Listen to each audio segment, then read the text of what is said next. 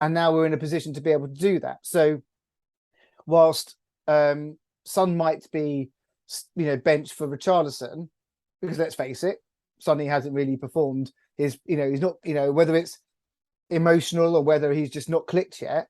Okay, but we have a guy who's basically on fire. So, okay, let them have that co-opetition to be able to say, okay, well, that's the whole point of having a marked squad, is so that actually you can push each other to be better. Dan, I'm going to throw 2 points at you. Does Longley keep Davis out? And how good do you reckon Richarlison can actually be? I think Longley will probably keep him out for the Sporting game, because I think Longley is quite suited to European football. I just think those kind of against that kind of continental opposition, I think that he will just be quite well suited because of his time playing for his years playing at Sevilla and Barcelona. He can obviously play football. I think he's got more natural ability than someone like Davis. Just in terms of his passing ability, I think he looks a bit more athletic as well. He can clearly get forward quite well.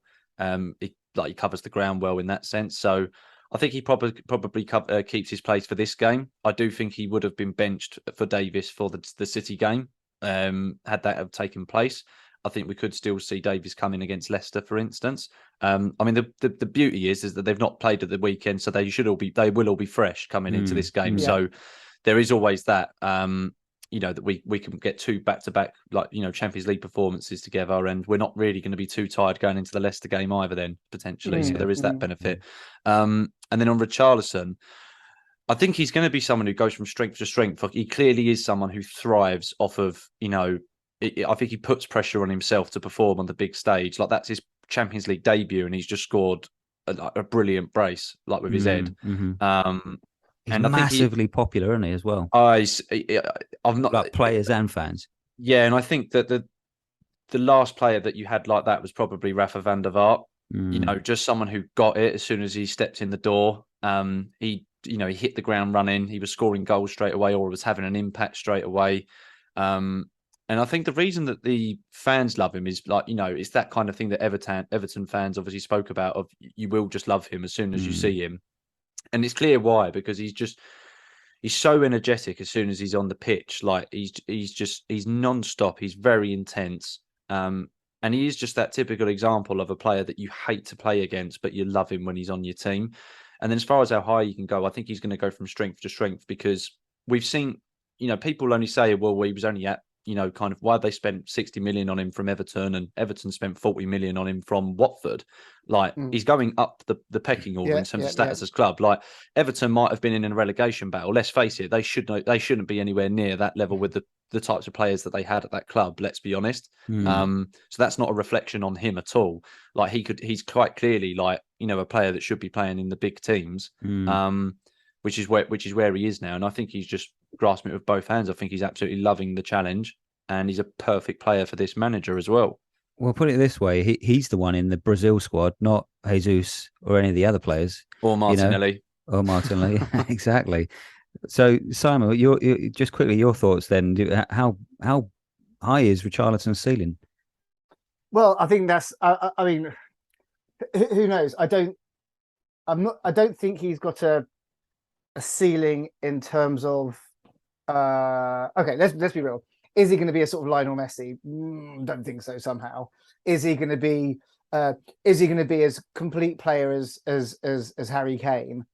Don't know, but could he potentially be a great striker for us and start putting away goals and start to potentially eclipse some of the great kind of what I call kind of goal machines that we've had?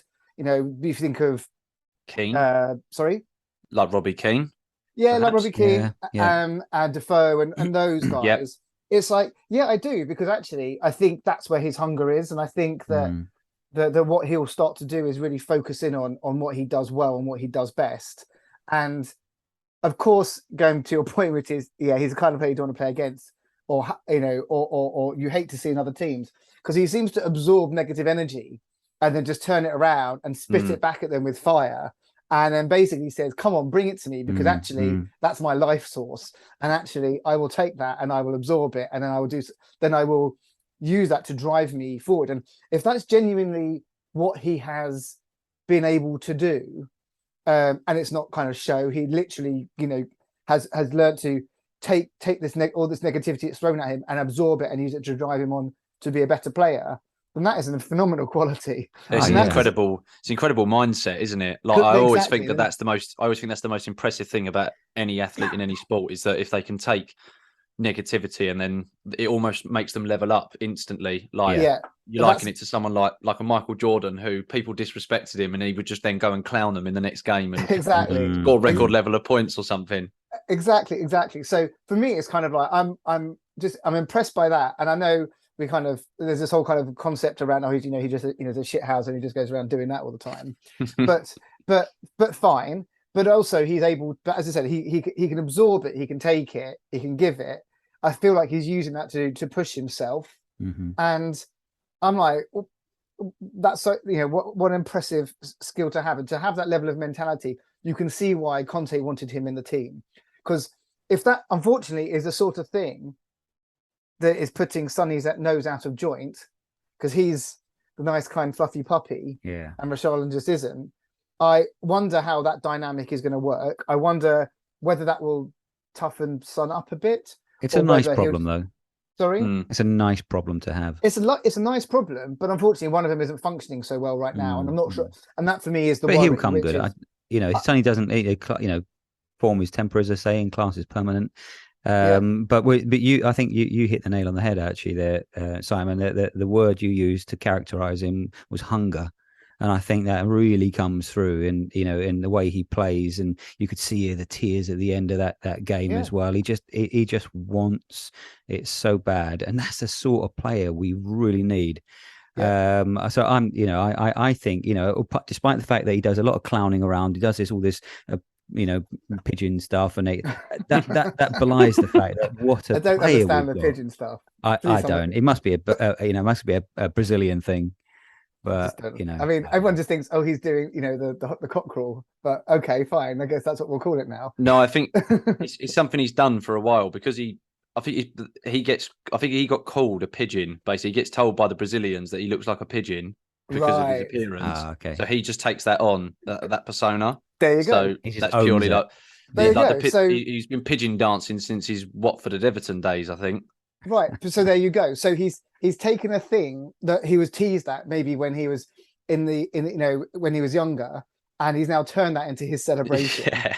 And then at he's 25 years old, and he's signed for one of the top 4 football clubs in the UK and blah blah blah, massive stage, and then goes on to score 2 goals to win the game in his first Champions League game. No wonder the bloke's in tears, and his world is exploding. So more good news then. So Conte just recently said that he's really happy and sees himself being at the club long term, and hopes that Kane will sign a contract. Do you reckon that's like a buy one get one free job that we'll get both signed on the line soon? Or because I think that actually, I know we've said this before, but I really do think that's quite crucial in terms of settling the club down, getting particularly Conte tied down. But I think if he does, Kane does. What do we think? Do we think that's likely that they both will sign a contract, Simon? I'm really bad at predictions, and they normally don't come true. So now I'm thinking, which way do I play the answer to this question? Obviously, I would like to see Harry be a one club legend, and I realise as I'm saying this that probably 3 years ago when he was off his peak, I was like, he's got crispy ankles, sell him. He's always bloody injured, get rid. But I think it's kind of then there's a whole Man City debacle. We were like, traitor, get him out of my club. But I think we're so close to seeing him become a complete legend, and feel like we're now at this point. We're at this roll of the dice with Conte, which is if we don't win something with him, when do we win something? I don't know. So he might be tempted. I would hope that he would be tempted to say, "This is as good as it's going to get." I will sign the contract, probably not as restrictive as my previous one. So whatever. But you say, if Antonio signs on for another couple of years and I'll extend for a couple of years, let's see where we can take this thing through the next few years of a project.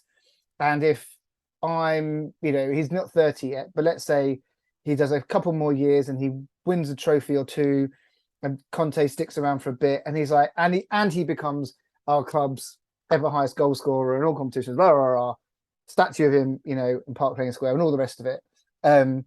I would hope that he would, to see the journey out. And if then he wanted to go and do a few years somewhere in the continent because he'd earned it, then I wouldn't begrudge him of that. I would. But He better stay. What about you, Dan? Stay here in grey London and Yeah. be miserable like the rest of us. You'll never leave me. So I don't know. I would hope so, and you know, and I would hope that Conte would sign as well, because you know we had the Poch project, which had so much promise and just fell at that final hurdle.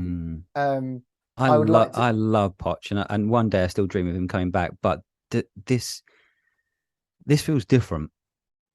It really does, because of the quality of manager, quality, and all the rest of it. And Poch was a young manager we took a gamble on, and the gamble nearly, well, it did pay off. It got us, you know, but it nearly paid off to a level which we never would have expected. You know, and then it fell apart, and we but now we can see what is possible. Yeah, we saw what was possible, and so there's no reason why that can't be possible again, and why it can't get over the finish line. So I would hope that they would both want to be part of it. Sorry, cutting across you there, Simon. Sorry, Dan, you could just quickly your thoughts on that then. I don't think that Conte will sign another contract yet. I think we've got an option to extend by a year after this season. So I think that will be what happens. Whether we win anything or not, irrespective of that, I think that's what will happen, because I can't see us having a season where it feels like a disaster, if that makes sense. Like, I think at this point, people would really be gutted if we don't win like an FA Cup or something like that, like a trophy.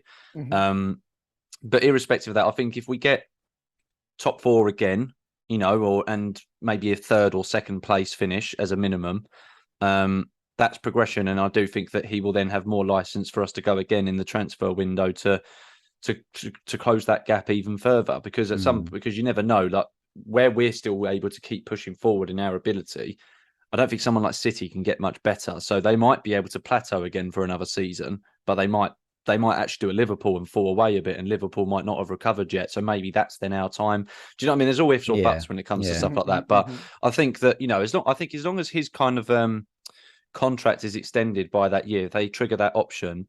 I think that I can't see Kane signing like a contract that's like another sort of similar length one to what he did before, like a kind of 5-6 year deal, perhaps. I think that I could imagine it being something more like a 2 or 3 year extension maximum. 2 year probably makes more sense to me at this point, because if Conte is going for another year, Kane will have 1 year left at the end of this season. So if we get another couple of years kind of on top of that, so we've got 3, then I think that's probably still good, isn't it? Like, you know, that will still be like, you know, a good outcome for us at this stage. And I think the pair of them will just be looking to take it as they go, so that, you know, if we go and win it all, then the pair of them might sign long-term big money contracts. My only kind of sort of kickback on that would be that I think if we don't tie Conte down to a new deal soon, the questions will start again around about Christmas time, like, are you staying, from the media, because that's just, you know, that's what they like to do. But, you know, just sorry, go on, Simon. No, but I think that you know, Dan just said, I think it'd be very easy for him to confirm his extension. Just to, you know, when the rumours start bubbling, confirm, you know, an extension, and then that goes away. It doesn't have to be doesn't have to be a protracted tease, because it's already baked in. It's just, you know, just needs to be, you know, signed off on if that's what he wants to do. So I think, holding out until, as you say, after Christmas, etc., when people start getting a bit nervous. And again, he'll want, if I were him, he obviously was all about, are we investing in the squad? There's probably a couple more targets he'd like to see come through in January. It's also going to be based on performance, i.e. do the squad do the things they want him to do, and are they winning games, and actually are we progressing sufficiently well in 4 competitions or 3 competitions potentially by that time. Let's say we get knocked out of a domestic cup or something. He's going to sit there and go, is this something that I see as building, or is it all smoke and mirrors and is a big house of cards that's going to fall down? So I do think, you know, like everything, it's a 2-way street, right? If the people, you know, the players have to perform, he has to perform, the club have to put, or 3-way street, then the club have to perform. And if then he's still comfortable come January, February, then I think you're right. The first step will be